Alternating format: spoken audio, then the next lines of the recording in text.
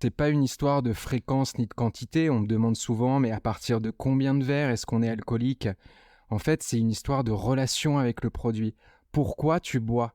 Tous les buveurs d'alcool, qu'ils soient dépendants ou non, peuvent se poser cette question. Pourquoi est-ce que tu acceptes ce verre? Qu'est-ce que tu recherches dans l'alcool? Est-ce que ce sont les effets? Est-ce que c'est pour le goût? Est-ce que c'est pour anesthésier quelque chose? Pour fuir quelque chose? Et moi, effectivement, c'était pour fuir, c'était pour anesthésier. Dans mon expérience, je me rends compte que mon alcoolisme est dû à une hypersensibilité pas affirmée, un sentiment d'être inadapté à la société. Et je suis aussi un grand anxieux. Quand j'ai trouvé l'alcool sur mon chemin, j'ai trouvé ça magnifique, intense, et j'ai pu fuir dans un monde tout rose. Mais l'alcool m'a tellement menti. Mais tellement, tellement menti. Quand je commence, je veux l'intensité, l'euphorie, je veux que les problèmes glissent sur ma peau. En fait, j'ai eu tout le contraire. J'ai terminé dépressif, sous médoc. J'ai terminé isolé, alors que je buvais pour avoir des amis, pour être en connexion avec les autres. J'ai été tellement seul.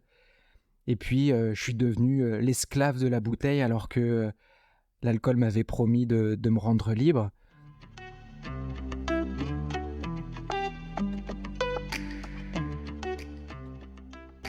Bonjour et bienvenue sur Ouvrir la boîte, le podcast où on parle santé mentale. Moi c'est Canel, votre hôte, et dans chaque épisode, je donne la parole à une personne concernée par un trouble de santé mentale, une neuroatypie, ou ayant connu une épreuve de vie difficile. Il ou elle vient nous raconter son histoire, témoigner, sans phare et sans tabou. Car la santé mentale, ce sont les concernés qui en parlent le mieux, et il est temps de leur donner la parole. Aujourd'hui, je reçois Baptiste, qui vient nous raconter son histoire avec l'alcool, de la dépendance à l'abstinence. Baptiste a souffert de dépendance à l'alcool de ses 15 à 24 ans. Aujourd'hui, il a 32 ans et il vient de fêter ses 8 ans d'abstinence. Une victoire sur l'addiction à l'alcool qu'il renouvelle chaque jour et surtout qu'il a choisi de mettre au service des autres. Tout d'abord, en partageant son histoire sur Instagram, en conférence et au sein d'un livre intitulé « D'avoir trop trinqué, ma vie s'est arrêtée », coécrit avec Judith Lossman dans le cadre d'une thérapie par l'écriture. Mais aussi en devenant patient expert en addictologie, pour accompagner des personnes qui luttent avec leur dépendance à l'alcool grâce à son savoir expérientiel. Il est ainsi devenu père aidant professionnel et accompagne individuellement des personnes concernées par la maladie alcoolique. Dans cet épisode, Baptiste vient nous parler de l'alcoolisme à travers sa propre histoire, découverte de l'alcool, descente aux enfers, prise de conscience, choix de l'abstinence et lente reconstruction. Mais bien plus que simplement raconter son histoire, Baptiste nous partage sa vision sur cette maladie destructrice, ainsi que de nombreux conseils pour s'en sortir. Le témoignage de Baptiste permet de mieux comprendre l'alcoolisme, mais aussi, bien plus largement, de questionner notre rapport à l'alcool. C'est réellement un épisode d'utilité publique à écouter que vous pensiez être concerné par la dépendance à l'alcool ou non. Si vous voulez suivre Baptiste, le contacter ou en savoir plus sur ses activités de père aidant, vous pouvez retrouver le lien vers son Instagram en description de l'épisode. Comme à chaque épisode, avant de rentrer dans le témoignage de Baptiste, je vais reposer un petit peu de contexte pour ceux qui sont moins familiers avec le sujet. Boire de l'alcool n'a rien d'anodin. L'alcool a été classé dans le groupe 1 des agents cancérigènes par le Centre international de recherche sur le cancer, au même niveau que le tabac ou encore l'amiante. En conséquence, toute consommation d'alcool, même ponctuelle, peut être dangereuse pour la santé. Et lorsque la consommation devient excessive et répétée, les dangers pour la santé physique et mentale se multiplient. L'alcool peut induire une véritable dépendance. L'alcoolisme, également appelé alcoolodépendance, peut se définir comme une addiction à l'alcool. Selon l'OMS, l'alcoolisme ou alcoolodépendance est avéré lorsque la consommation d'alcool devient un besoin prioritaire pour la personne concernée. En France, le gouvernement estime qu'environ 1,5 million de Français sont alcoolodépendants. Mais il faut avoir conscience que l'alcoolisme est une maladie sournoise. Elle peut commencer de manière discrète et les clichés sur l'alcoolisme peuvent conduire les personnes concernées à vivre très longtemps dans le déni. On verra que ça a été le cas de Baptiste pendant le podcast. Plusieurs signes doivent alerter et peuvent indiquer une alcoolodépendance. une tolérance accrue à l'alcool, avec une diminution de son effet à quantité constante, qui conduit à une augmentation de la quantité consommée au fil des mois, mais aussi une impossibilité à contrôler les quantités consommées, alors même que l'alcool commence à avoir des conséquences néfastes sur la vie personnelle ou professionnelle, l'apparition aussi de symptômes de manque, tels que l'anxiété, l'agitation, l'irritabilité, l'insomnie, les tremblements, les palpitations, et également le fait de développer une obsession pour l'alcool, un désir impérieux de consommer des boissons alcoolisées avec une diminution des autres sources de plaisir. Au travers du témoignage de Baptiste, cet épisode est l'occasion de mieux comprendre cette maladie complexe et multifactorielle et de sortir des clichés qui l'entourent encore.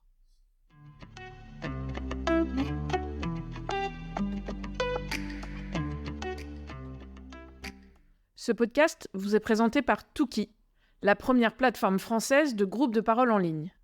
Touki vous permet de rejoindre un groupe de parole, en ligne et en tout anonymat, sur la problématique qui vous concerne, afin d'échanger avec des personnes qui vous comprennent car ils traversent les mêmes épreuves. N'hésitez pas à vous rendre sur le site wearetouki.com afin d'en savoir plus et à nous suivre sur Instagram où nous partageons tous les jours des informations et témoignages sur la santé mentale. Tous les liens sont en description de l'épisode. Allez, maintenant, on va ouvrir la boîte de Baptiste.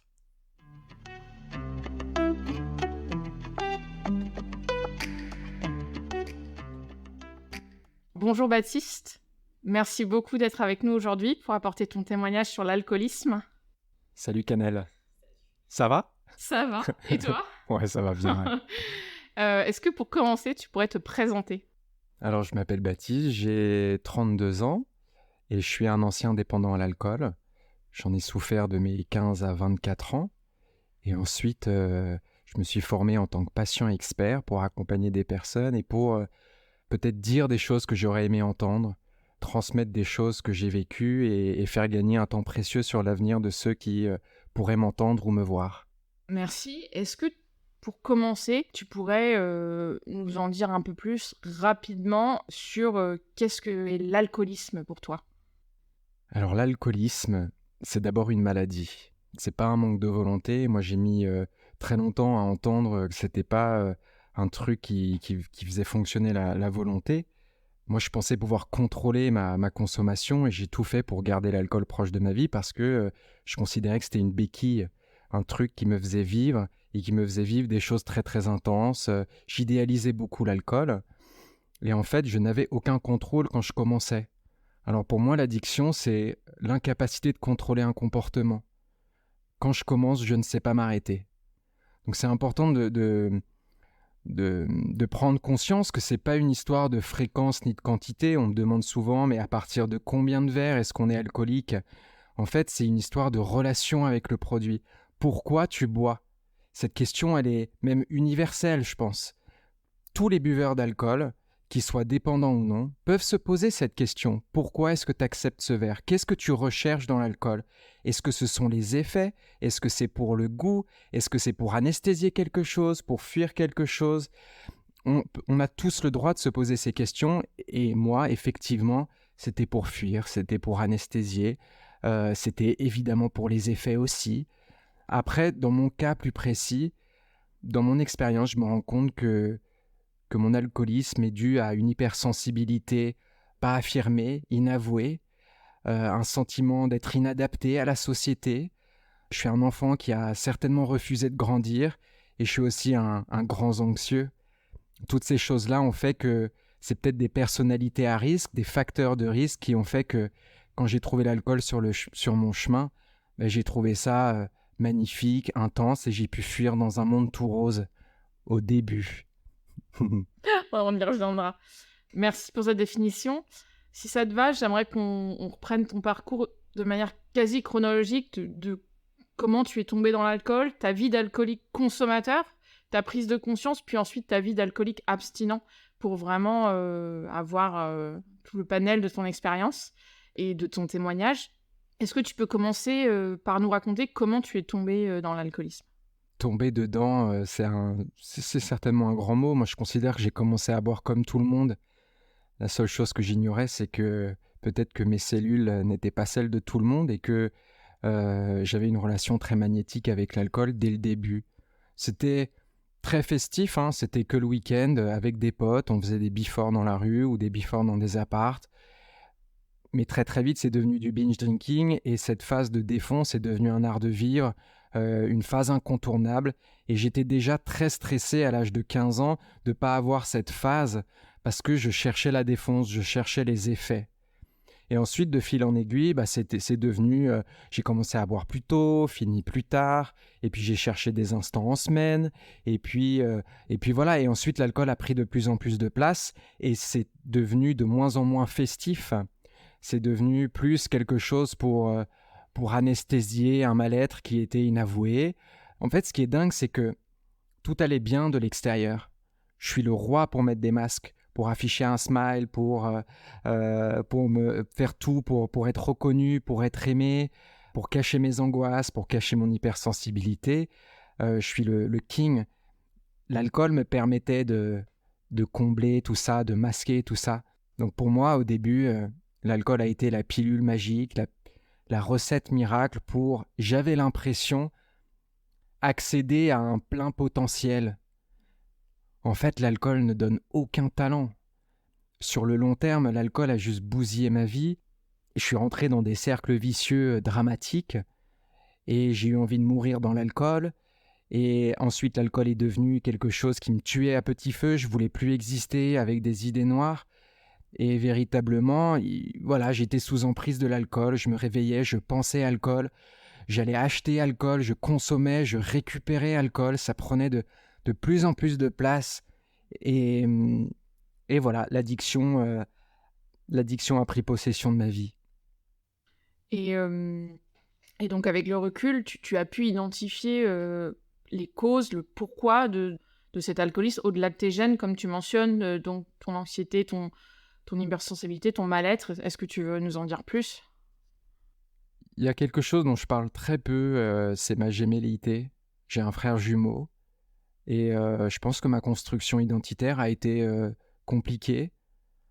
J'adore mon frère jumeau, je suis hyper proche de lui. On est très fusionnel et je pourrais pas vivre sans lui.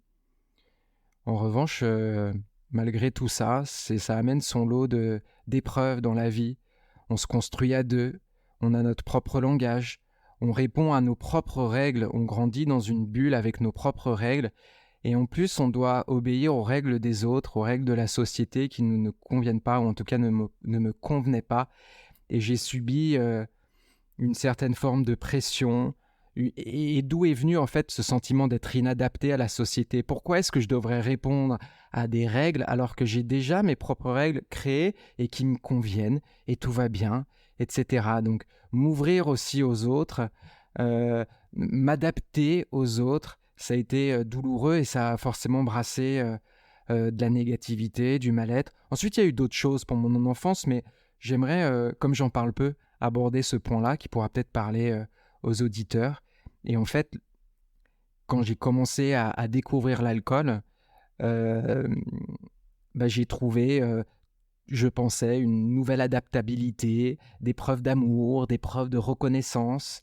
Je suis certainement quelqu'un qui a un désir d'être aimé très intense, que j'ai rempli par l'alcool. C'est un vide intérieur que j'ai complètement rempli. Je pensais que mettre quelque chose de totalement artificiel dans mon corps allait régler tous mes problèmes.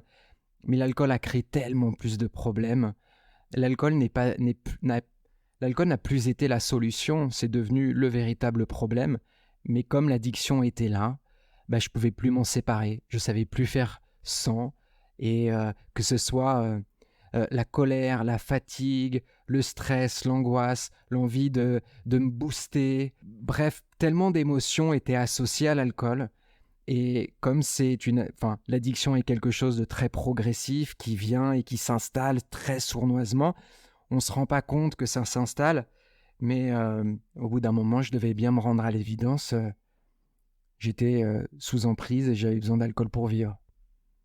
Et cette prise de conscience, elle est arrivée quand ? Est-ce que pendant longtemps, tu as cru que tu étais comme tes amis, que tu aimais boire et que tu en profitais, ou tu voyais dès le début que tu avais une relation différente avec l'alcool ? Non, parce que je me suis entouré de gros buveurs. Et ça, c'est aussi Un comportement qui pourrait alerter, c'est d'être mal à l'aise face à des personnes qui boivent moins ou qui boivent pas du tout et de les exclure. Et moi, c'est vraiment quelque chose que j'ai fait. Une personne qui me disait non, bah, je la jugeais, je la méprisais, je voulais plus l'inviter. Et en fait, aujourd'hui, je sais que c'était pas du tout une attitude virile, de bonhomme, de mec qui sait faire la fête. Non, c'était parce que la présence de quelqu'un qui refuse me gênait. Ça mettait en lumière ma consommation excessive, et moi, je voulais pas être prêt à voir ça. Donc, voilà, entouré de gros buveurs, je me crée ma propre normalité de gros buveurs, de mecs qui se foutent des races, qui vivent par et pour l'alcool. Et donc, quand les gens s'inquiétaient autour de moi, mes parents, ensuite certains amis, je leur disais, mais pourquoi vous vous inquiétez? On fait tous pareil. C'est peut-être comme ça qu'on fait la fête aujourd'hui. C'est c'est vous les vieux ringards. Vous êtes de vieux cons. Moi, je détiens la vérité. Je fais la fête. Je fais seulement la fête. Mais qu'est-ce qu'il y avait de festif, en fait, dans mes pratiques? Peut-être pas grand-chose, parce que se souvenir de rien, faire ou dire des choses qu'on regrette la veille, n'être pas du tout connecté aux autres, et même s'exclure de soi-même, parce que j'anesthésie tout, je suis en blackout, je retiens rien, je me souviens de rien. Qu'est-ce qu'il y a de festif et de convivial dans ces pratiques-là? Donc non, je ne pouvais pas m'en rendre compte, mais petit à petit, c'est vrai qu'il y a eu des signes, parfois alarmant, parfois un peu moins alarmant, mais le signe que quand je commençais, je ne savais pas m'arrêter. Très clair. Une des autres choses qui m'intéresse, c'est le fait que tu étais un enfant anxieux et hypersensible. C'est quelque chose qui revient souvent dans ton livre. Et comment ça a été un peu le terreau de cet alcoolisme?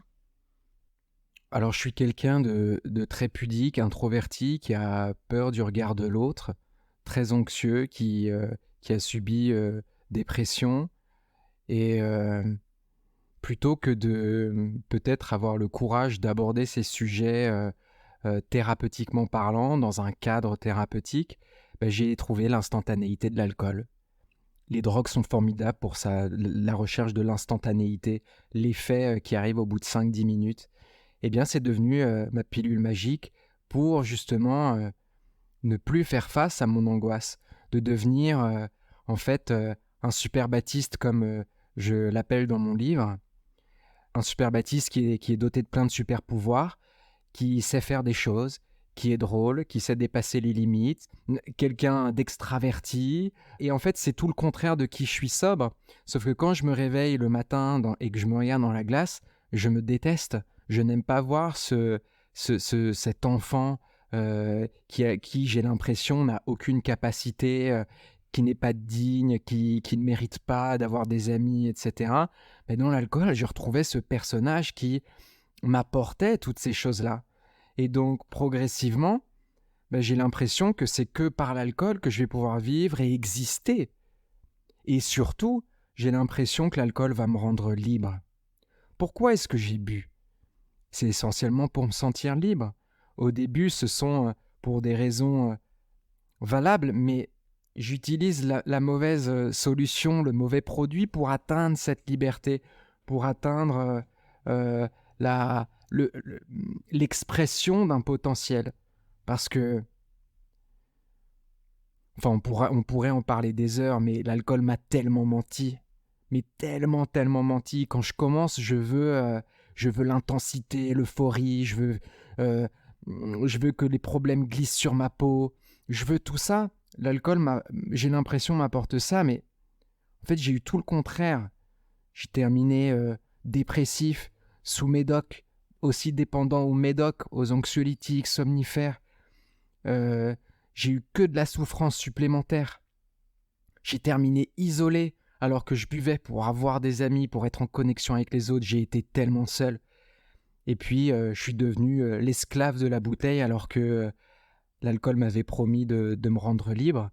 Donc ça aussi, il faut véritablement se renseigner sur les risques, sur ce que c'est l'alcool, qu'est-ce qu'on ingurgite, quel est le produit qu'on avale. C'est tellement important de prendre conscience des risques, qu'on soit dépendant ou non. Encore une fois, je me répète, mais qu'on soit dépendant ou non, ces questions devraient être universelles parce que, ne l'oublions pas, l'alcool est une drogue. légale, certes, mais c'est une drogue quand même. Donc prenons conscience de tous ces risques avant de s'accorder quelques verres plaisir.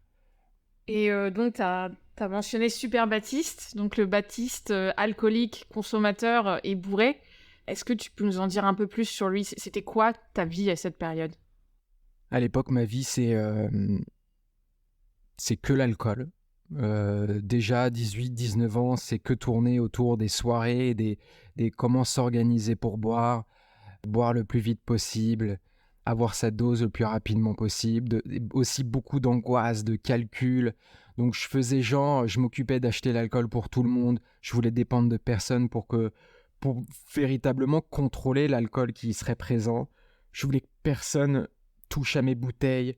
Après j'allais voler dans le frigo, mon verre m'attendait sur la table, mais comme j'avais tellement peur du manque, j'allais prendre des gorgées supplémentaires cachées dans la cuisine.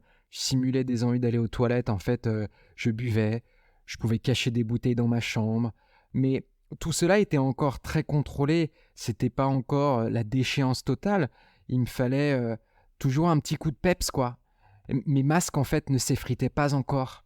Donc les gens n'étaient pas encore alarmés. Après, oui, j'étais un gros fêtard. Je sortais très régulièrement. Et c'est ensuite, en fait, c'est dans les années après 18-19 ans où c'est devenu de plus en plus morbide et dans une relation de plus en plus malsaine de masquer de la souffrance, d'anesthésier, d'avoir besoin, en fait. C'est toute la différence, en fait. Là aussi, c'est une question que l'on peut se poser tous ensemble. C'est est-ce que c'est une envie ou un besoin? Et moi, en fait, si je suis très honnête avec vous, à partir de 14-15 ans, quand je commence, ça devient très vite un besoin puisque je suis obligé de passer par une phase de défonce avant de me sentir suffisamment à l'aise pour être avec les autres. Donc c'est bien un passage incontournable, un besoin, une association tellement intense entre festif, alcool et ensuite plein d'autres choses que j'ai associées avec l'alcool. Mais au début, c'était que le festif. Mais passer une soirée sans alcool, mais c'est lunaire, c'est pas possible pour moi. Ça n'a aucun intérêt. Je partais de dîner quand il y avait plus d'alcool. Je n'acceptais même pas les apéros s'il n'y avait pas assez d'alcool. Je voulais ma dose. Et les gens que j'invitais ou que je voyais, souvent c'était un prétexte. Vu que je me souvenais de rien, vu que en fait je m'en foutais, je posais pas de questions, c'était on s'assied autour d'une table, on boit et je rentre dans mon monde et je veux juste ma dose. Et est-ce qu'à un moment, tu te mets à mentir pour boire? Ouais, je commence à mentir à partir du moment où j'ai besoin d'alcool pour de plus en plus de choses. J'ai en souvenir mes soirées foot. Je jouais au foot en semaine et j'ai eu la bonne idée, je dis ça très ironiquement, hein, mais la bonne idée de me dire que l'alcool allait me faire jouer un peu mieux. Et donc j'ai pris une bière. Vu que mon cerveau d'addict ritualise énormément les choses, j'ai ritualisé ça, il faut que je boive avant de pouvoir jouer au foot. Je vous donne cet exemple, mais il y en a des centaines comme ça où mon cerveau d'addict ritualise les choses. Je fais une chose sous alcool, ensuite je peux plus la faire sans. Je l'ai associé direct, bam, en fait. Et c'est mon cerveau, c'est un truc de malade, mon cerveau. Et donc je reviens au foot, mais ça s'est bien passé la première fois. Effectivement, il y a eu un petit coup de peps, euh, une espèce d'alcool courage. Franchement, j'ai bien joué. Et je me suis dit, mais waouh, en fait, l'alcool va être la solution pour que je joue bien. Et donc, j'ai continué cette pratique. Sauf que, il y a l'accoutumance aussi. Et en fait, vu que je suis essentiellement, enfin, uniquement à la recherche des effets et que mon corps est en mode accoutumance, j'ai besoin de plus pour atteindre les mêmes effets. Et donc, je suis passé à 2-3 pintes, des maximators, 2-3 maximators que je buvais rapidement en 10 minutes, cul sec avant de partir au foot. Je préparais des subterfuges pour partir un peu plus tôt, pour avoir le temps de m'asseoir sur mon banc, de boire tout seul, en cachette. Et ensuite, les gens dans la voiture me disaient « Mais ça sent un peu l'alcool, non ?» Je leur disais « Oui, mais bon, j'ai pris un verre de vin pour le dîner, tout va bien, on a ouvert une bouteille en famille. » Pas du tout, j'étais juste tout seul sur mon banc à boire tout seul. Bon, ça, c'est un exemple qui peut paraître anodin, mais il y en a des pires. Mais ça exprime en fait le côté horloge interne qui te dicte en fait quand tu dois boire, comment prendre de l'avance, et ça prend de plus en plus de place et c'est épuisant. C'est épuisant psychologiquement de mentir, de penser alcool, de comment boire sans être vu, de récupérer. Bref. Donc oui, je mentais et après dans ma chambre, oui, je cachais des bouteilles, je buvais en cachette. Mes copines du moment, je leur disais non, promis, j'ai pas bu. En fait, évidemment que non. J'ai ma flash dans ma poche, dans mon sac, ça se voit pas. Je mange du chocolat pour pas que mon haleine sente. Je trouve des subter. C'est que des calculs. C'est épuisant. C'est un truc que tu t'expliques très bien dans ton livre. Tu parles qu'il y a le Baptiste alcoolique consommateur bourré, mais il y a aussi l'alcoolique consommateur sobre entre deux cuites, mais qui est toujours sous cet esprit de l'alcool et qui ne pense qu'à ça, et que quand on pense à l'alcoolique, on pense à la prise d'alcool, mais qu'en fait c'est au-delà, ça devient quasiment une obsession qui guide toute ta vie. C'est tellement juste. Tellement juste. On a beaucoup travaillé sur ce sujet avec Judith Lossman, ma co-auteure de notre livre qui s'appelle D'avoir trop trinqué, ma vie s'est arrêtée. Un livre dont je suis très très fier. Mais c'est vrai qu'on a poussé l'analyse de ces deux entités dans mon esprit qui sont, que sont l'esprit de l'alcool et le véritable Baptiste. Et même quand je suis sobre, donc sans alcool, mais toujours sous emprise de l'alcool, c'est toujours l'esprit de l'alcool qui dicte mes envies, qui dicte des choses. Même sobre, vu que je suis sous emprise, toutes les personnes qui peut-être essayent de me parler, de me raisonner, etc., j'ai beau promettre des choses parce que je suis sobre, mais je suis encore sous l'emprise. Et donc ces promesses, elles tombent, même elles se fracassent au sol dès que je suis au contact de l'alcool. Dès que je suis peut-être confronté à une situation désarmante, dès que je suis en proie à de l'angoisse, et puis ça c'est propre à chacun, nos raisons de boire. Mais de dire non, c'est tellement dur quand c'est si engrammé en nous, quand les liens paraissent si forts. On a l'impression qu'on n'a pas d'autre solution. Et est-ce que tu as eu des symptômes physiques liés à l'alcool ? J'ai eu des tremblements dont j'avais tellement honte. J'ai eu des tremblements jeunes en plus. J'arrivais même plus à mettre une mine de crayon dans le critérium. Je les pétais, je les brisais, c'était honteux. Donc je cachais mes mains. J'ai d'ailleurs encore honte de mes mains aujourd'hui, je sais pas pourquoi, mais c'est peut-être lié à ça, ou c'est peut-être encore un truc sur lequel je dois bosser. On est en reconstruction permanente. Hein. Donc oui, après, le craving, ça j'avais, les symptômes de manque. J'ai fait des hallucinations aussi sans alcool, et avec aussi, mais je dirais pas que je suis tombé dans un delirium tremens. Moi, les véritables traumas que j'ai eus, c'était très psychologique. Chose que je ne savais absolument pas, c'est que l'alcool est un dépresseur qui nourrit les angoisses, qui nourrit les états dépressiogènes. Moi, je pensais que l'alcool, c'était juste un booster sans risque qui était la recette pour passer une bonne teuf. En fait, pas du tout. Sur le long terme, c'est ça qui va amplifier tes angoisses, t'installer progressivement et sournoisement dans des états dépressiogènes. Sauf que moi, j'ai l'impression que c'est l'alcool qui va me sortir de cette négativité, donc je bois. Mais la chose dont je me rends pas compte, c'est que c'est l'alcool qui crée le problème. Et donc, quand j'arrête l'alcool, je me rends compte où je fais face, je m'efforce à faire face à des angoisses et à des états qui ont été amplifiés par l'alcool, notamment ces angoisses qui étaient devenues mortifères à cause de l'alcool. Je suis même devenu, comment on appelle ça, je perds mes mots,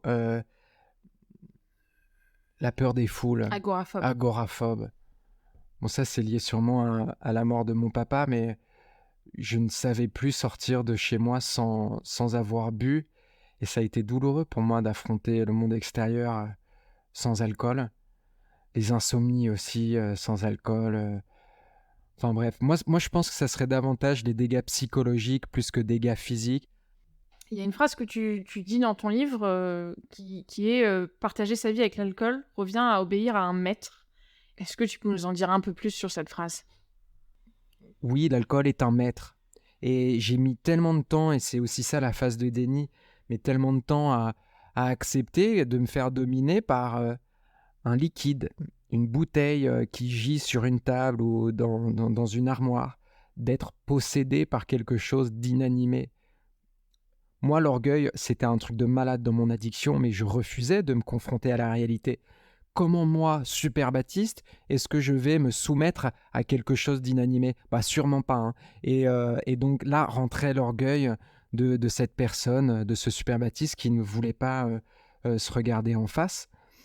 Mais le maître, en fait, c'est aussi quelque chose qui me parle dans l'abstinence. Parce que j'ai longtemps essayé de lutter contre, de me dire, allez, cette fois, tu vas arriver à te contrôler. Allez, cette fois, ça sera que de verre.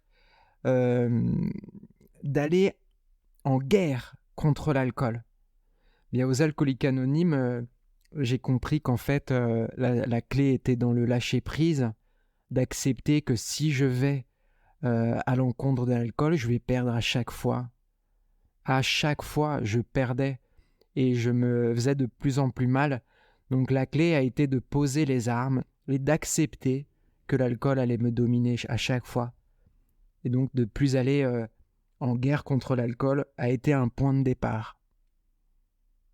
Ouais, c'est très fort.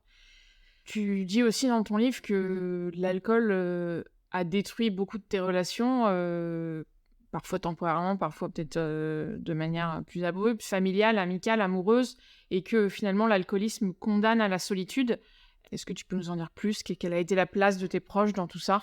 La solitude, c'est quelque chose qui détruit tout autant que l'addiction. Elle est volontaire parce que j'ai pas envie d'avoir les regards moralisateurs, les reproches, donc je m'isole volontairement pour pouvoir boire en cachette et avoir mes doses tranquillement, qu'on me foute la paix et qu'on me laisse me détruire tout seul. Et ensuite, elle est involontaire, cette solitude, parce que je fous la honte et les gens, peut-être comme ils savent pas dans quel état je vais terminer, ils ont peur de moi. Et donc, ils m'invitent un peu moins. Donc, il y a ces deux formes de solitude. Et évidemment que l'alcool exclut, isole, détruit les liens. Ces liens sains, en fait, qui vous nourrissent intérieurement, ces liens humains. Moi, il n'y avait absolument plus rien d'humain dans ma vie. J'étais juste tout seul. Parfois, oui, entouré, mais tellement seul. Et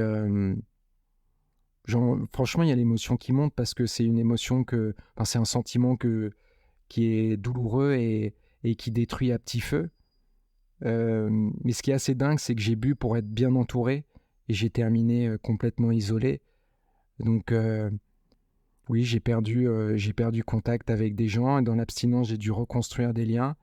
Et ça, c'est une phrase qui ne vient pas de moi, mais d'une addictologue qui s'appelle Micheline Clodon, qui dit que l'addiction est une maladie du lien qui se soigne par le lien. Je trouve ça tellement juste aussi. C'est une maladie du lien parce que petit à petit, tout est rompu et le seul lien que j'ai dans la vie, c'est l'alcool. Face aux épreuves, face aux gens, face à tout ce qui m'entoure, mon seul lien, ça sera l'alcool. Et ça se soigne par le lien parce que au contact de personnes qui sont saines, d'un cocon rassurant, de situations de plus en plus rassurantes et saines, on reconstruit de nouveaux liens qui vont euh, nous remplir et nous faire grandir autrement que par l'alcool. Et ce qui est dingue, c'est que, bon, je saute peut-être une question, mais d'échanger avec des semblables, d'aller rencontrer des gens qui sont comme nous, permet euh, de, de redonner un peu d'humanité, parce qu'on se sent tellement indigne, tellement on se sent comme des sous-merdes, euh, indignes de vivre, tellement différents, des incapables, tellement tout comme ça, qu'on oublie qu'on peut être autre chose que notre addiction. Et dans des groupes de parole comme les alcooliques anonymes, dans lesquels je suis allé, j'ai pris conscience que c'était peut-être pas une honte d'être malade, parce qu'il y avait des gens pleins d'espoir qui y arrivaient, et puis on pouvait rigoler avec beaucoup d'autodérision, on échangeait des tips, des clés, ils étaient autre chose que leur addiction, Et ça, tout ce côté humain, moi, m'a sauvé la vie aussi. Ce lien, en fait. Ce lien, je vais peut-être le répéter très souvent, mais le lien sauve. Donc n'hésitez pas à sauter le pas, n'hésitez pas à aller voir des groupes de parole ou à solliciter de l'aide. Nourrissez ce lien parce que c'est aussi un point de départ et ça peut sauver des vies. Écoute, c'est pas moi qui vais te dire l'inverse, hein. Je pense que c'est vrai pour l'alcoolisme, c'est vrai pour tous les sujets isolants où on se sent, comme tu le dis, quasiment parfois inhumain, extraterrestre, incompris par nos proches et où on a l'impression d'être seul au monde à traverser ce qu'on traverse et où le groupe de parole peut vraiment aider à se sentir moins seul, à déculpabiliser, à, à avoir espoir aussi, à voir qu'on peut aller mieux en voyant ceux qui vont déjà mieux. Je vais rajouter un petit truc Ouais. parce que ce côté inadaptabilité, de se sentir très seul, dans ces groupes de parole, je pouvais être moi-même sans filtre, sans masque et oser montrer mes vulnérabilités devant des personnes qui ne me connaissaient pas et de montrer mes vulnérabilités sans que ça se retourne contre moi, avec des personnes accueillantes, bienveillantes, sans jugement. Et ce groupe m'a permis de voir que dans ce cadre-là, je pouvais être moi-même sans danger. Et ça m'a donné petit à petit une confiance en moi ou une meilleure acceptation de qui je suis pour être moi-même dans d'autres contextes. Alors ensuite, c'est devenu avec un pote en particulier que j'avais bien sélectionné, avec ma maman, avec mes frères, avec d'autres personnes. Petit à petit, j'élargis en fait le cercle où je peux être moi-même et montrer mes vulnérabilités sans honte, sans avoir peur, etc. Mais ça part, c'est une marche après l'autre. Rien ne va changer du jour au lendemain, c'est pas un claquement de doigts, etc. Il y a aussi beaucoup de patience à avoir dans la reconstruction. Mais si on arrive à trouver une ressource de soins qui nous correspond, bah peut-être qu'après on pourra élargir et capitaliser dessus et ensuite j'ai trouvé de plus en plus de sens à mon abstinence. C'est intéressant. Et il y a un autre sujet que je voulais couvrir aujourd'hui, et tu t'as dit le mot là, c'est la honte. La honte de ce que tu as pu faire à l'époque. Tu le mentionnes dans ton livre. Est-ce que tu as fait la paix avec ça aujourd'hui? Est-ce que tu as réussi à te pardonner Ouais, j'ai beaucoup bossé le pardon. Ouais. Je pense que c'est toujours pas réglé. Oui, je me pardonne ma maladie alcoolique parce qu'aujourd'hui, avec le recul, je considère que ça a été un passage pour enfin accepter de vivre avec moi-même. Peut-être que j'ai dû me faire très mal pour accepter mon hypersensibilité, pour accepter mon introversion, mes angoisses et d'être plus en accord avec moi-même. Peut-être que j'ai dû passer par l'alcoolisme euh, pour me recentrer sur qui je suis et embrasser tendrement le petit Baptiste qui avait très peur de grandir. Je dis ça avec beaucoup de recul parce que je conçois que à 2 semaines ou même un mois d'abstinence, j'aurais été incapable de dire cette phrase. Mais, euh, mais avec le chemin et la patience et la conviction d'être sur le bon chemin, je suis fier de mon parcours et je ne changerai rien. Donc oui, je me suis pardonné ma maladie et je trouve que ça m'a surtout permis de ne plus avoir peur de montrer mes vulnérabilités, mon hypersensibilité, chose que je considérais comme la chose la plus courageuse au monde, c'est d'être sans masque, sans filtre, dans une relation authentique. Moi, ce sont les choses qui me nourrissent aujourd'hui et ce sont les choses dont j'essaye de m'entourer de personnes comme ça pour grandir. Je te le souhaite. En tout cas, on cherche tous ce genre de relations. Elles sont pas toujours les plus faciles à trouver, mais c'est les plus belles et celles qui valent le plus le coup. Euh, J'aimerais aussi revenir sur la relation entre alcool et trauma. Donc, dans ton livre, tu racontes ta vie et tu as connu de nombreux événements traumatiques. Boire a été une manière d'échapper à certains traumas, notamment à la mort de ton papa quand tu avais 19 ans d'une manière très soudaine. Et boire va aussi te conduire à te mettre en danger et à créer de nouveaux traumas. Est-ce que tu peux nous parler de cette relation alcool-trauma Ouais. Papa, ça a été mon garde-fou. C'était lui le commandant du navire, comme il disait, de la famille. C'était lui qui imposait les règles à la maison. Et tant qu'il était présent, j'avais peur de m'afficher bourré devant lui. J'avais très peur. En plus, je savais pas comment le rendre fier. Enfin bref, c'est autre chose, mais du coup, quand il est mort à l'âge de 44 ans et moi j'en avais 19, de manière très, très brutale, ça a été l'ouverture des vannes. J'en ai pas eu conscience tout de suite, mais j'ai bu pour m'empêcher de faire mon deuil, pour m'empêcher de ressentir, pour m'empêcher de souffrir. J'ai bu pour oublier, j'ai bu pour tout anesthésier et j'ai eu très très peur de la mort. Je me suis dit, mais en fait, ça peut arriver en un claquement de doigts, du jour au lendemain. À quoi bon vivre? Ça sert à rien. Donc j'ai perdu totale confiance en la vie. Je suis devenu une larve, une épave, un pantin. Et en fait, je végétais entre mon lit et les soirées ou les consos en journée.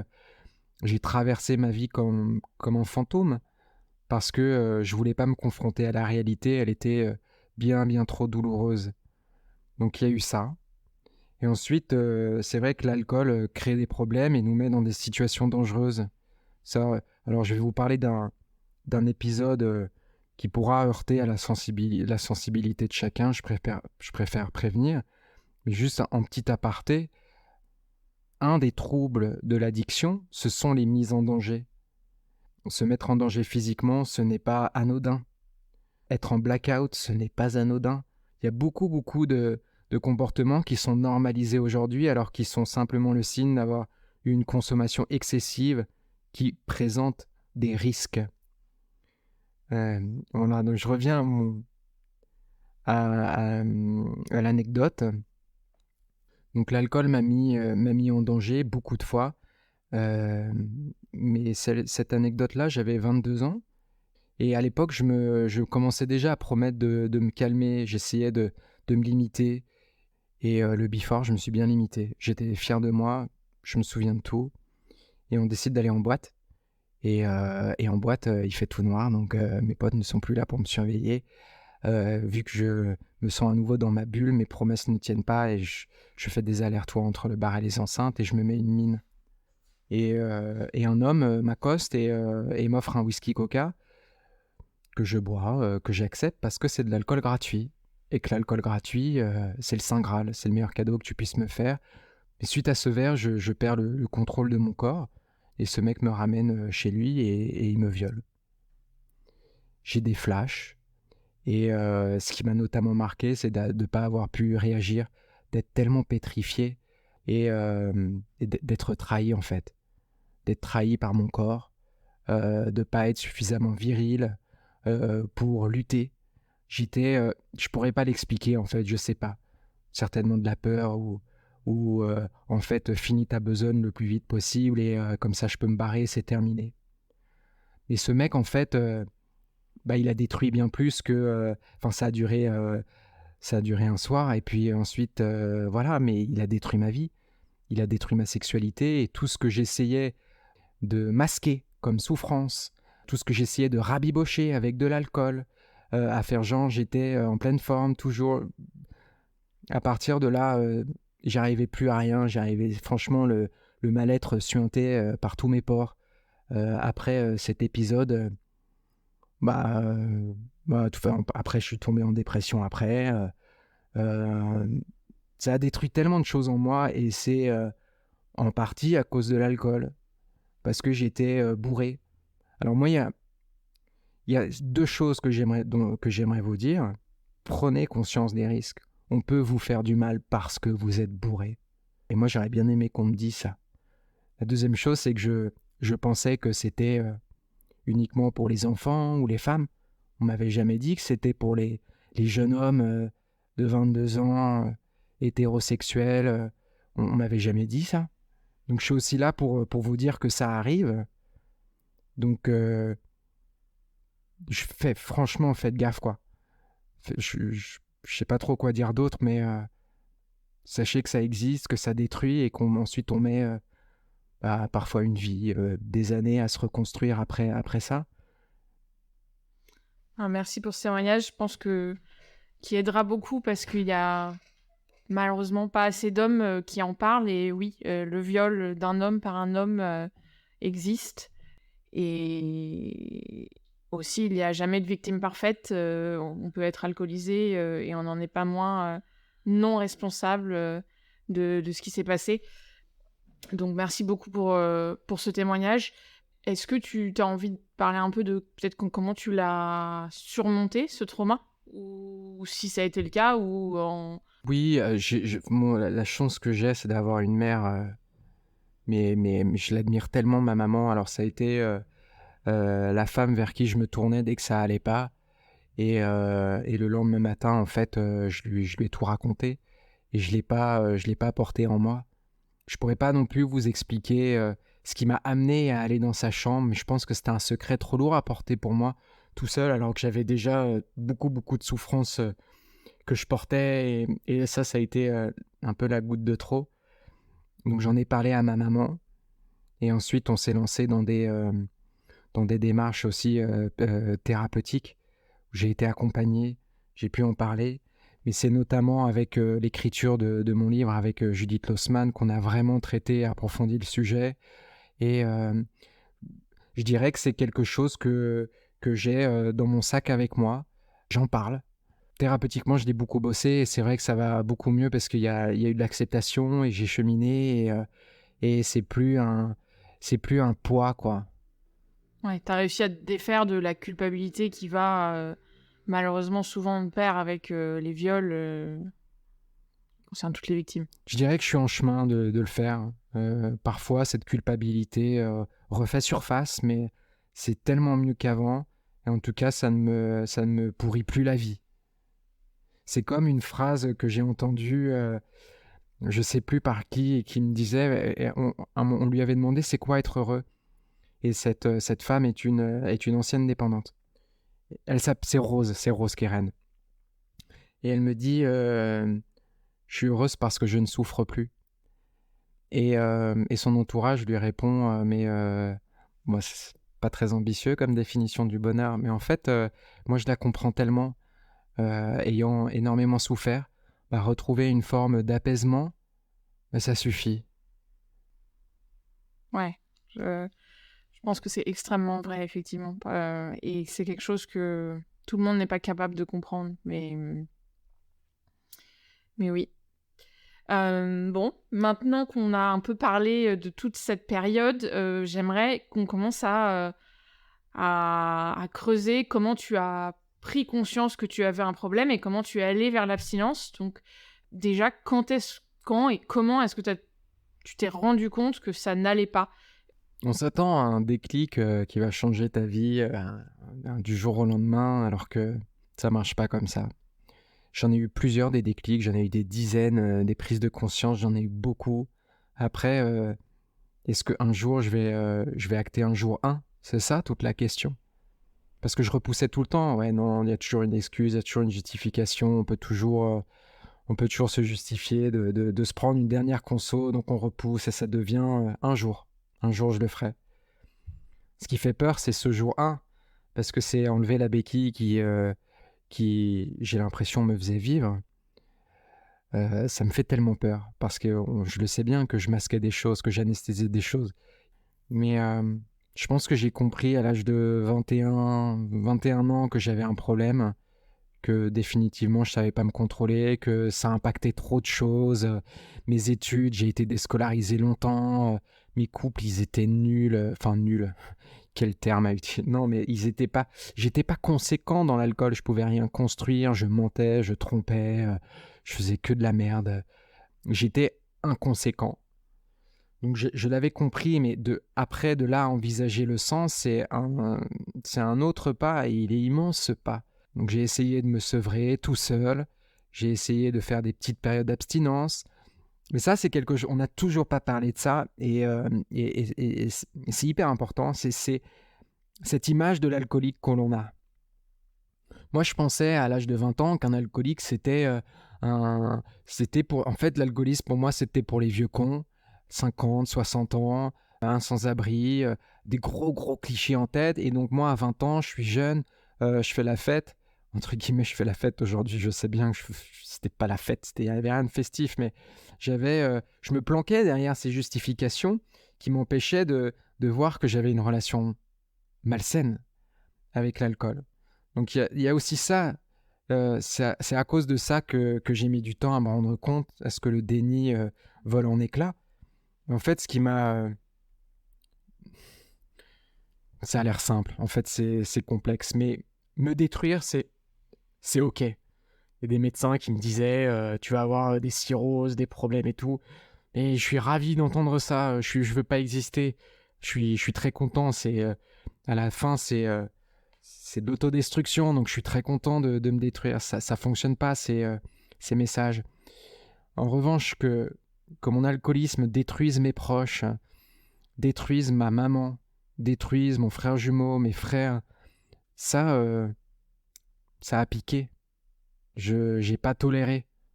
Ma maman, elle faisait tout pour être là comme elle pouvait, parfois maladroitement, mais elle a été là et je l'aime, ma maman. Donc, quand j'ai vu que mon addiction la faisait immensément souffrir, sachant elle avait perdu son mari et ça devait déjà être douloureux pour elle, j'ai accepté une bouée qu'elle m'a tendue en me proposant d'aller aux Alcooliques Anonymes. Moi qui me sentais si seul, si différent, un mouton noir, aux Alcooliques Anonymes, quand j'ai poussé cette porte-là, j'ai compris que j'avais cruellement manqué de liens et que j'avais trop essayé de faire les choses tout seul. J'ai dû m'abandonner aux soins, quels qu'ils soient, parce qu'après j'ai été suivi par des psys, des addictologues, des psychiatres, mais les groupes de parole, et on en a parlé, m'ont permis de m'ancrer un peu plus dans la réalité et de ne pas avoir peur de me montrer sans masque. Il y a aussi cet aspect humanité, hein, de retrouver une forme d'humanisation, ma place, et de pouvoir échanger sans être jugé, ça m'a fait un grand bien. Après, j'ai eu honte, hein. J'ai eu très très peur d'entrer et de pousser cette porte-là. J'y suis pas allé comme un cow-boy ou quoi, non rien, j'étais pétri de honte. Je me suis assis au dernier rang la première fois, j'ai pas parlé, mais en sortant j'ai été, une lueur s'est ravivée. Il y a eu quelque chose, il y a eu une petite étincelle de vie, et après j'y suis retourné. Et si tu devais... s'il y a un de nos auditeurs qui lui-même euh, a un problème avec l'alcool et a peur de passer cette porte des alcooliques anonymes, qu'est-ce que tu voudrais lui dire? Chacun a besoin de trouver sa propre ressource de soins ou son sérail de soins, il n'y a pas de feuille de route. Ça se peut que les alcooliques anonymes ne soient pas pour cette personne-là. C'est pas pour tout le monde. En revanche, de ne pas s'éloigner des soins, c'est tellement important. À chaque fois que je m'éloignais des soins, je devenais plus vulnérable. À chaque fois que je me sentais guéri, j'oubliais. Je m'autorisais un verre. Et puis le lendemain, c'était 2. Et puis après, c'était reparti comme en 40. Donc, c'est tellement important d'avoir un accompagnement régulier avec des piqûres de rappel qui vont te permettre de te recentrer sur l'importance de ce cheminement. En fait, moi, j'attendais de l'abstinence à ce que ce soit une ligne d'arrivée. Et en fait, non, ça n'existe pas. C'est un chemin, il n'y a pas de ligne d'arrivée. Tous les jours, je reprends le chemin.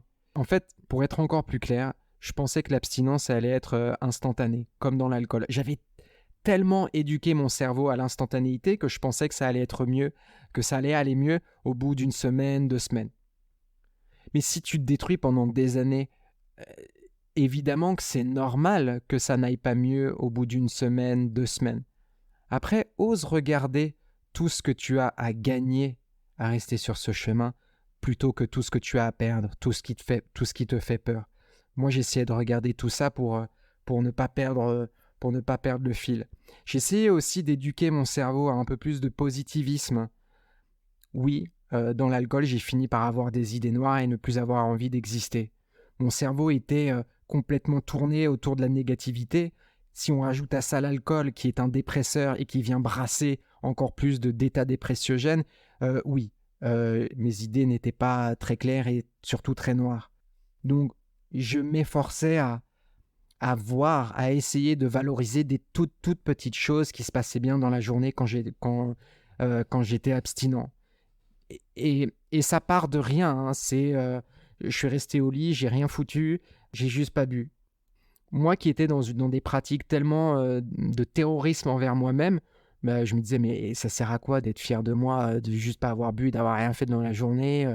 En plus, une personne lambda, pour lui, c'est rien, 24 heures sans. En fait, non, c'est faux. Pour moi, en tout cas, ce n'est pas normal de ne pas boire pendant 24 heures. Donc, osons se faire ces petits cadeaux qui vont ensuite faire un effet boule de neige et on va commencer à voir du positif.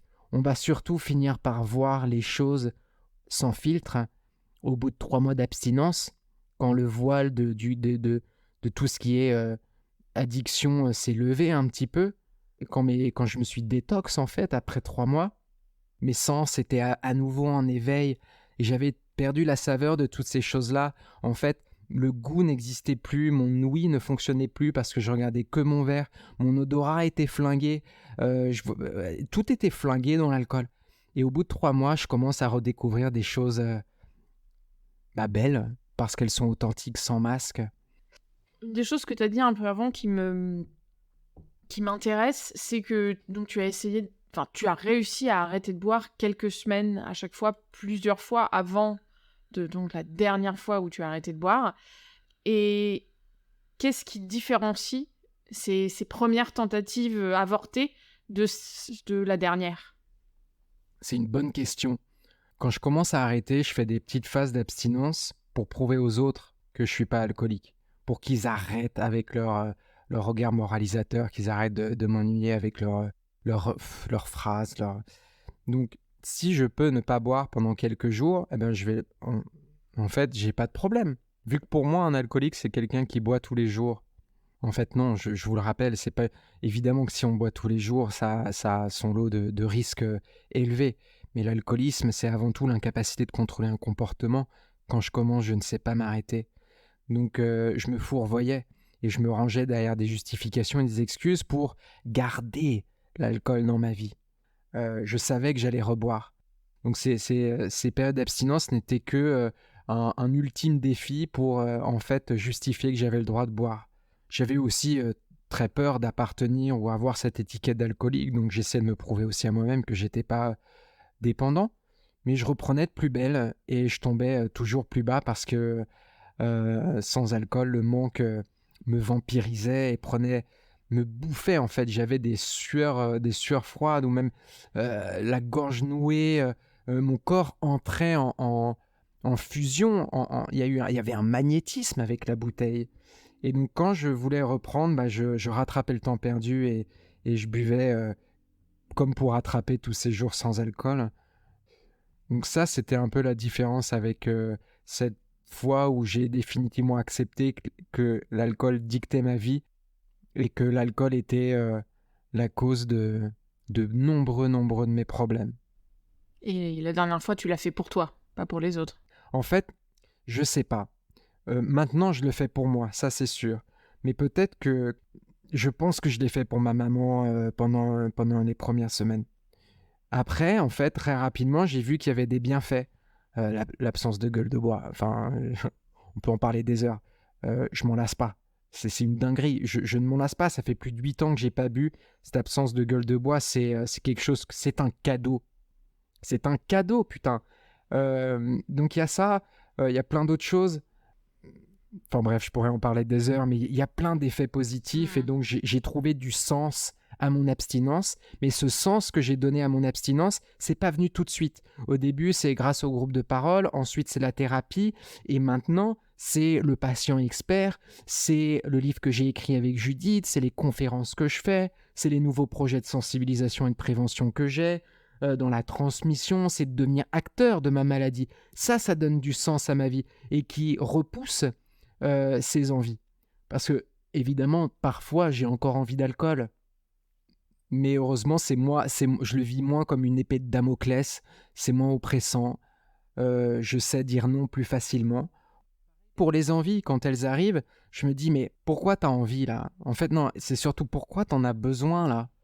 Une personne qui a une relation saine à l'alcool n'aurait pas ses besoins dans ces situations face à telle ou telle émotion, etc. Donc je les prends au lieu d'être abattu et de culpabiliser d'avoir envie, parce qu'on va avoir envie, on est dans un monde alcoolisé. Bien, essayons de trouver des mécanismes pour retourner le truc et de se recentrer sur le plus important, l'essentiel, qui est mon abstinence. Merci. Tu as mentionné brièvement l'étiquette d'alcoolique. Et quand est-ce que cette étiquette, elle a été mise sur toi et par qui? Par toi? Par quelqu'un d'autre? Et est-ce que pour toi, c'est clé de mettre cette étiquette pour aller vers l'abstinence? Il y a beaucoup de personnes effectivement qui veulent pas de cette étiquette et je la comprends parce qu'elle est très très lourde en représentation négative, ce qui nourrit le déni d'ailleurs, ou les justifications, etc. Moi je pense qu'à la toute fin, je me mettais peut-être volontairement en état d'ébriété très avancé.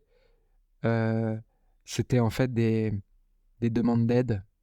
J'en pouvais plus, j'avais besoin qu'on m'aide, mais j'avais pas l'énergie ou les mots pour verbaliser concrètement j'ai besoin d'aide. Donc je me mettais dans des états pas possibles. Donc quand ma maman me propose les alcooliques anonymes, quand mes amis, mes véritables amis m'écrivent une lettre pour me dire qu'ils seront là et qu'ils me jugeront pas et qu'ils m'acceptent comme je suis, ça a été un immense soulagement de lâcher prise. Donc j'ai pas forcément eu beaucoup de mal à accepter ce terme et à me l'approprier parce qu'en fait j'étais arrivé au bout et que j'avais surtout besoin de trouver d'autres solutions pour aller mieux. Et donc tu mentionnes tes proches qui t'ont aidé en te proposant cette solution des alcooliques anonymes pour ta maman et en te faisant comprendre qu'ils seraient toujours là pour toi, pour tes amis. Si on a aujourd'hui des proches d'alcooliques consommateurs qui nous écoutent, est-ce que tu aurais un conseil pour eux de comment ils peuvent aider leurs proches?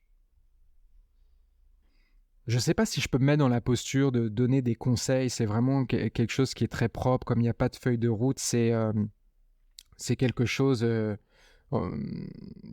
qui est très subjectif. En revanche, là où je peux éclairer, c'est de bien expliquer la codépendance. Enfin, je ne vais pas expliquer ce que c'est la codépendance, mais que l'entourage comprenne que vivre, de souffrir avec un dépendant, le risque c'est de devenir codépendant, qui est une souffrance mais maximale puisque l'entourage, jusqu'à preuve du contraire, ne s'anesthésie pas comme la personne qui boit, et donc l'entourage doit traverser tout comme la personne qui boit, mais sans anesthésie, sans fuite, ce qui est une douleur immense. Donc moi, j'aimerais surtout mettre la lumière sur le fait que c'est une maladie familiale qui touche en moyenne et qui détruit entre 6 et 7 personnes, en plus de la personne dépendante, et que, comme c'est une maladie familiale, tout le monde a le droit à la reconstruction, tout le monde a droit à son cadre thérapeutique.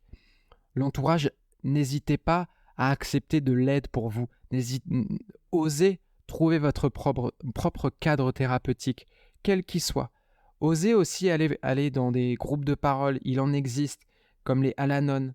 Osez aller en consultation thérapeutique, quelle qu'elle soit. Cherchez votre propre cadre et osez aussi exercer ou exprimer vos limites. Vous êtes des humains, on n'est pas des machines, on a des limites. Donc ouais, osez demander de l'aide aussi. Un dernier chapitre, en gros, que j'aimerais aborder aujourd'hui, c'était 8 ans d'abstinence. C'est le Baptiste alcoolique abstinent. T'expliques très bien dans ton livre qu'un alcoolique abstinent sera toujours un alcoolique, que c'est une maladie pour laquelle il n'y a pas de guérison. Et les gens ont l'impression que une fois que t'es sorti de l'alcool, c'est fait, c'est derrière toi. Et t'expliques que toi, finalement, c'est quasiment un combat de tous les jours pour maintenir la maladie loin de toi. Comment t'as fait, toi, pour maintenir cette abstinence durable? Est-ce que t'as des conseils à ce niveau-là? Enfin, qu'est-ce qui marche pour toi? Ce qui marche pour moi, c'est de rester proche des soins, d'être accompagné thérapeutiquement. c'est super important de se renouveler parce qu'il y a peut-être des choses qui vont me faire du bien pendant 6 mois et ensuite on évolue et c'est plus bon pour moi. Donc c'est aussi l'effort de se renouveler, de rester humble. Alors oui, c'est pas facile tous les jours, mais bien heureusement, ça devient plus facile avec le temps quand on se structure, quand on prend du recul, quand on se connaît mieux et donc on identifie mieux les situations à risque, on arrive à identifier mieux voilà, les signaux d'alerte sur le chemin. On va désamorcer en fait. On va désamorcer, donc c'est plus facile de désamorcer que de subir. Après, je me rends compte, j'ai un exemple assez pertinent sur les efforts que je déploie au quotidien. En fait, je ne m'en rends pas forcément compte. Mais par exemple, ça m'est arrivé, on va dire, qu'en soirée, je me retrouve avec un verre d'alcool entre les mains parce qu'un serveur a mis de l'alcool dans mon verre. Voilà, ça a dû m'arriver peut-être 2-3 fois en 8 ans. Mais la dernière fois, c'était l'année dernière. J'avais mon Virgin Mojito dans la main, je prends une gorgée. En fait, le serveur a mis de l'alcool dedans. Et me faire avoir, en fait, il y a eu une montée d'immense tristesse, mais aussi de colère. Et ensuite, quand c'est redescendu, je me suis rendu compte à quel point je dois être vigilant. Et cette vigilance, bien sûr, devient de plus en plus naturelle avec le temps et sont des nouveaux rituels, des nouveaux mécanismes et on n'y réfléchit plus. Mais quand on se fait avoir comme ça, on se rend compte de tout ce qui a dû être mis en place pour justement ne pas se faire avoir.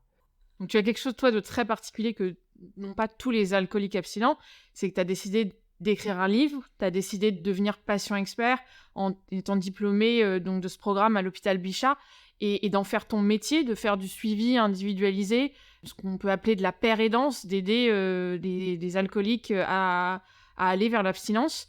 Pourquoi tu as fait tous ces choix? J'ai écouté mes tripes. Après 2 ans d'abstinence, je pensais que mon abstinence allait être vivre la même vie qu'avant, mais juste sans alcool. Et en fait, je suis retombé dans des états... je suis retombé en dépression après 2 ans d'abstinence. Je vivais encore au travers des désirs des autres. C'est ça qui m'a détruit, que ce soit avant, dans l'alcool, mais aussi dans l'abstinence. Ça a été de continuellement rechercher la reconnaissance et l'amour en disant oui à tout et en répondant en fait au chemin que les autres voulaient que je prenne. Je ne m'affirmais pas assez et ça me tuait encore à petit feu. Donc à partir de 2 ans d'abstinence, je prends peut-être la deuxième meilleure décision de ma vie après l'abstinence, mais c'est de tracer mon propre chemin. Et je l'ai trouvé dans l'écriture. Au début, moi je veux écrire, j'ai un projet d'écriture pour transmettre aux autres et notamment de dire aux jeunes que l'addiction ne discrimine absolument personne. J'aurais tellement aimé pouvoir m'identifier à d'autres jeunes qui avaient vécu l'addiction, etc. Peut-être que ça m'aurait fait gagner quelques années. Mais voilà, c'était ça que je voulais dire. Mais j'ai vu à quel point l'écriture pouvait être thérapeutique pour moi. Et ça a structuré mon abstinence. Et c'est aussi ça qui m'a fait découvrir l'activité de patient expert qui me comble, qui me nourrit. Je me sens à ma place. Et si je me sens à ma place, j'ai moins de raisons de fuir dans l'alcool, donc j'ai moins de raisons de me détruire. Donc c'est une histoire de trouver sa place et de donner sens à sa vie, donner sens à son abstinence. Merci. Bon, on va clôturer ce podcast avec une dernière question que je pose à tous mes invités. Est-ce que tu as un conseil pour les personnes qui nous écoutent et qui sont alcooliques consommateurs ou même abstinents d'ailleurs, un dernier message pour eux? Ces questionnements que j'ai pu donner, le pourquoi tu bois, de se poser la question si c'est une envie ou un besoin, de faire peut-être une période d'1 mois d'abstinence pour conscientiser votre rapport avec l'alcool. Déjà, c'est un très bon début de conscientiser votre relation avec l'alcool ou d'autres produits. Et ensuite, c'est quelque chose que j'ai déjà dit, mais d'oser demander de l'aide. Acceptons de l'aide. Faisons taire notre orgueil de temps en temps. Moi, c'est ce qui m'a sauvé d'accepter de l'aide et il n'y a aucune honte à se montrer vulnérable. C'est peut-être une porte d'entrée ou en tout cas un point de départ. Merci Baptiste pour ce Merci, témoignage. Kamel. Merci vraiment. Et j'espère qu'il pourra aider d'autres personnes concernées par l'alcoolisme. Ce qui est certain, c'est que vous pouvez m'envoyer un message sur Insta. Si vous avez une question, un doute, si vous avez besoin d'être éclairé, ne restez pas seul face à vos questionnements. Oui, on mettra ton Insta dans la description du podcast. Ouais, je suis là pour ça. Merci. Et merci d'accueillir ces propos, Canel. Merci beaucoup.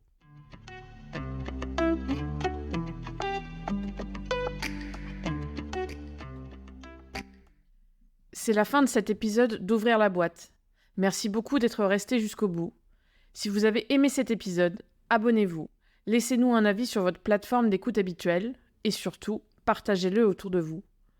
Merci et à bientôt pour un prochain épisode.